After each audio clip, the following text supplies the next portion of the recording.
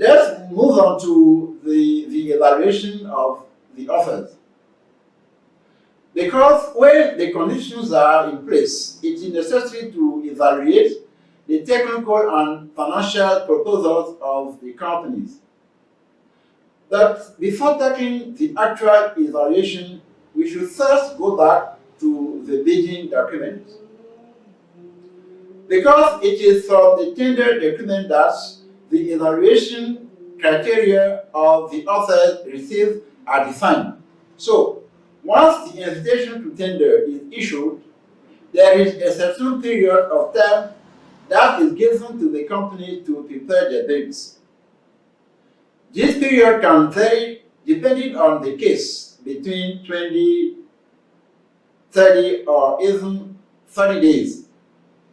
Therefore, at the end of this period, at the agreed time set in the tender notice, the tenders are received.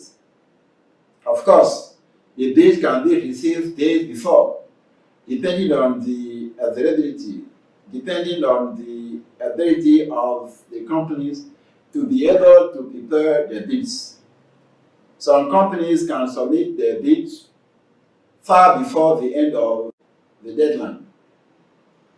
On the last day set for the submission of bids, a list called the Bid Receipt Register is drawn up. 1 hour after the bids are received, the public opening is held. Perhaps you have already had the opportunity to attend a public bid opening. Who can tell? Then, after this bid opening session, an evaluation subcommittee is set up. This evaluation subcommittee gathers the experts of the technical department who intervene according to each field. For example, for health, it could be a health expert. For public works, it will be a civil engineer. It could also be an electrician. That depends, okay? This depends on the subject of the call for tenders that have been launched. So, this subcommittee works behind closed doors, of course, with the participation of the project owner. Because the subcommittee is, I would say, tripartite. You have,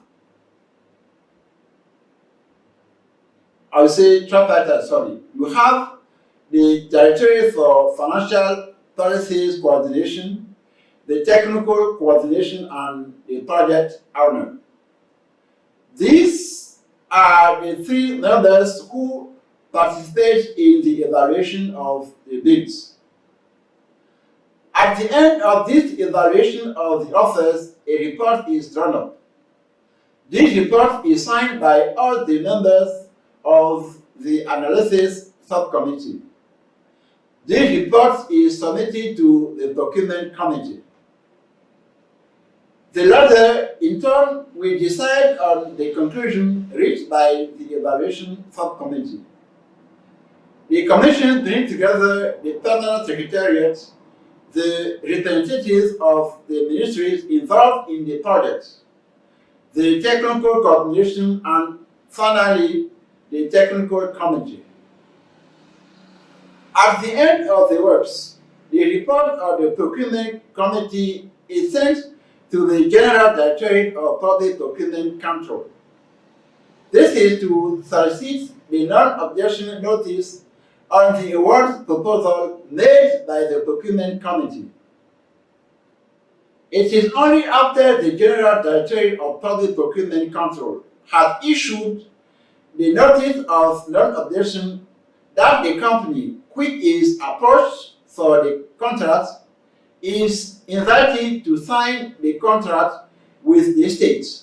Okay?